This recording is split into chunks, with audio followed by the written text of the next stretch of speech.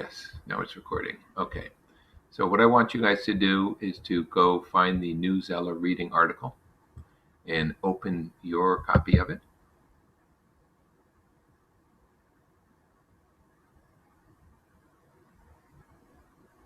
Your copy should then open in Cami. So click on Open with Cami. Open it up, and it'll open it up with all the tools.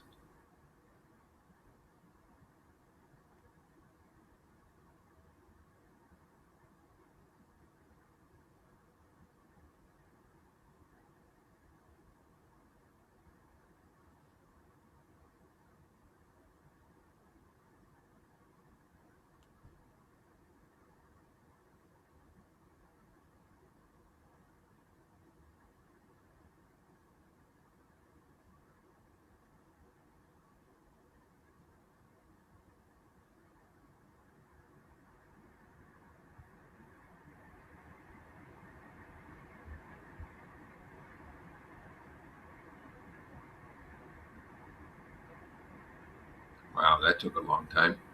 All right, and what I'm going to want you guys to do is I'm going to want you to make comments using this comment box or this text box or the highlighter box. Make a comment. I'm going to ask you to make 5 comments to read through, highlight things. You're going to make comments on things you find interesting or things you think are important. I will highlight a few things, but I'm expecting you to make your own comments. So the article is titled Doctors Recognizing That Reading, Writing Can Be Therapeutic. All right, so some of you guys may say, what the heck is that word? What's therapeutic? You may actually go in to a dictionary and you may actually find a definition for this. That might be what you decide to deal with, right? Find a word and define it because you're trying to figure out what's going on. So doctors are recognizing that reading and writing can be, and notice it has therapy in it, has therapy in the word. So it means it's like therapy. It's like good for you. That's interesting. We're going to go on. I really didn't believe that I would make it through childhood, but the act of writing brought me through. It's an interesting quote to start with. Allison Adele Hedge Koch's voice is whispering on the other end of the telephone as she relates some of the experiences she's overcome, living with a schizophrenic mother, growing up in a variety of foster homes, battling cancer, struggling with drug abuse. The list goes on. Oh, so this writer overcame a whole bunch of obstacles, problems. Um,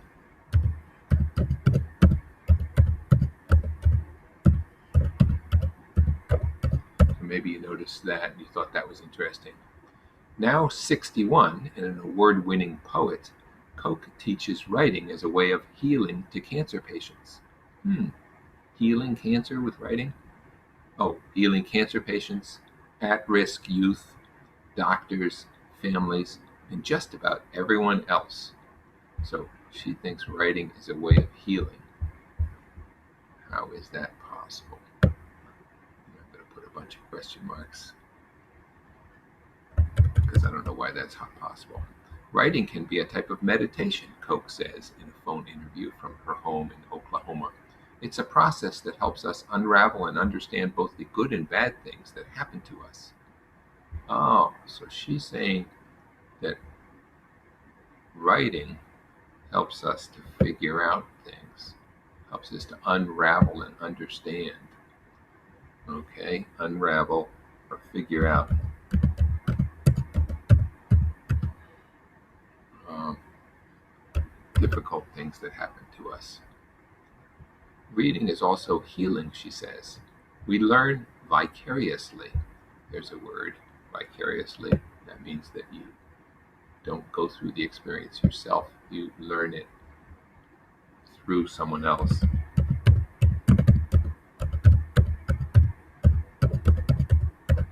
You watch them and you experience it through them. We learn vicariously through the experiences of the characters we read about, Koch says, because we empathize with them.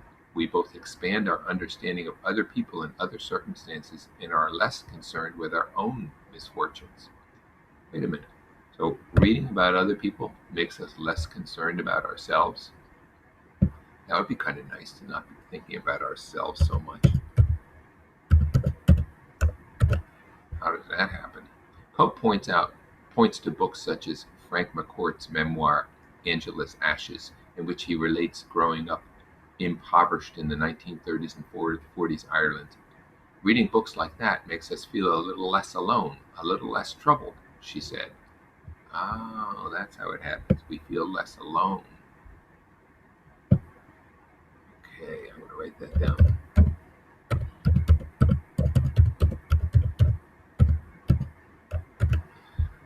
The use of storytelling for our well-being is deeply rooted in human history, from fairy tales that teach moral lessons to religious texts that wrestle with the valleys of despair and mountains of hope, to poetry that purges the writer's soul.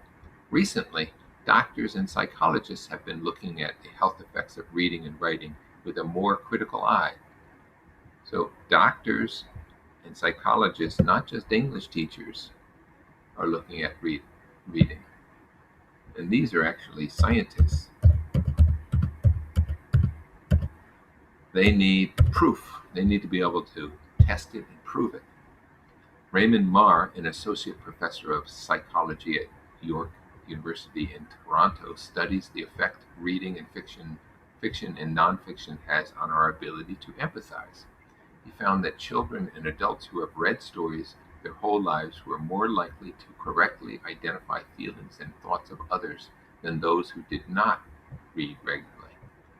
Wow. So reading apparently makes us more likely to be able to identify feelings. That's interesting.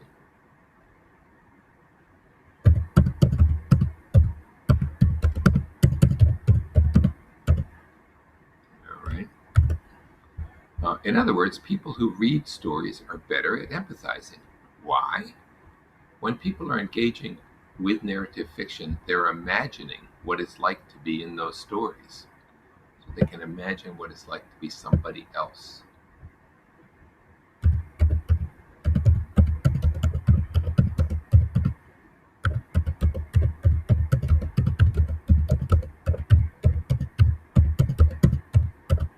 Notice in my note that I used an apostrophe in its because it's missing a letter. Imagine what it is like to be like someone else.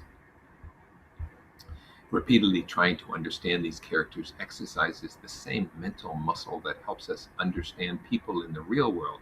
And the better we are at, quote, walking in their shoes, the more likely we are to treat others well, he says. For adults, it doesn't appear to matter what you read, says Marr, as long as you're reading. With children, however, it's important to talk with them about what they're reading. Those conversations help them understand the story and empathize with its characters. So apparently, you shouldn't just leave children to read whatever they want. They need to be talked through. Okay, you need to explain and help them understand. Reading stories then can become an opportunity for children and adults to talk about complicated states of human existence, Marr says. Some doctors have also begun to see storytelling as a way to improve emotional well-being. A movement called narrative medicine has, wait a minute, they're going to use storytelling as narrative medicine? How can that be possible? How could it be medicine? Let's see what happens. A movement called narrative medicine has grown up from the idea that both writing and reading literature can help doctors and patients communicate better and discover meaning in the illnesses they battle. Dr. John Harper, a cardiology consultant at Texas Health Presbyterian Dallas, is a proponent of this movement. A proponent is a person who is for, okay, versus a person who is against. Pro is for. Okay, a person who's for this movement. He founded the annual Literature and Medicine Conference at the hospital 5 years ago. Each year, an author is asked to speak, teach writing lessons to hold hospital staff and sponsor, uh, teach writing classes to hospital staff, and sponsor an essay contest about how literature influences medicine. Harper says doctors who read stories are more empathetic. Remember the word empathetic? Sorry, see if I can highlight that again. Oh, try it again.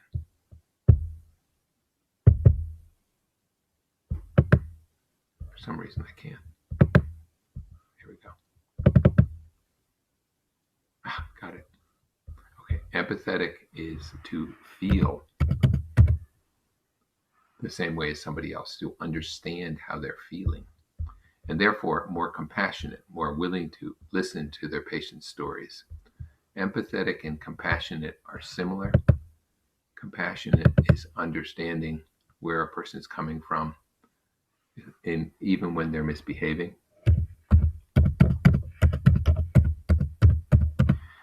Empathetic is actually knowing what they're feeling.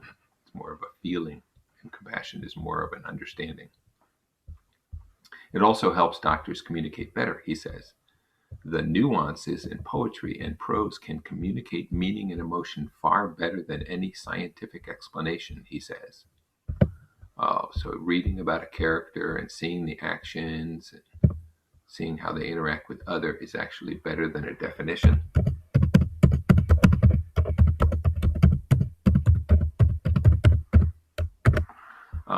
The sound of a coffin hitting the earth is a sound utterly serious, Harper says, quoting one of his favorite lines from Antonio Machado's poem, The Burial of a Friend.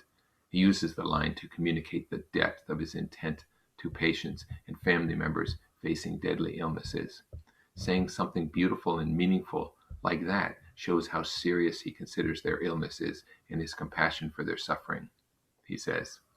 Writing is also therapeutic, says Harper, who teaches his residents that writing about their experience is a way to release their emotions. Apparently, you can take your emotions, write them down, and somehow it sorts them out.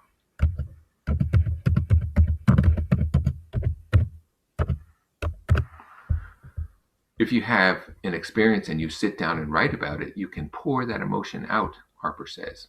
Purging these thoughts and emotions helps to find meaning in what happened, the death or the survival of a patient, and then allows you to move on with your life. That's the same message Koch teaches her writing students. Getting it down allows that meditative process that we need as human beings to unravel the things in our life or to enjoy the things we're having fun with fully, she says. It's like throwing a ball. If you really want it to go a certain place, you have to follow through with your hand. The writing is the follow through that helps it land. And that's it. That's the entire story. I want you to read through. I want you to make comments to yourself. I'm looking for 5 comments. I started some ideas in my comments. You write your own comments. And then when you're done, there's a multiple guess quiz that also includes I don't know why that won't let me go back to the class.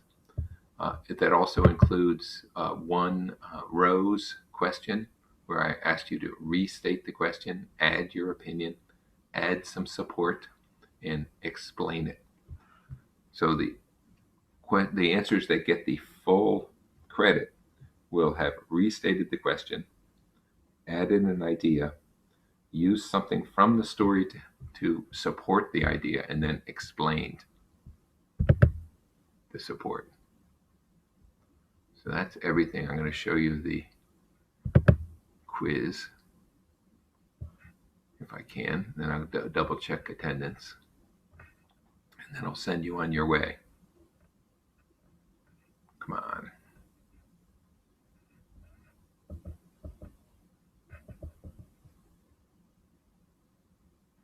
There it is. Newsella reading article and the quiz reading and writing article. So if you could get that done.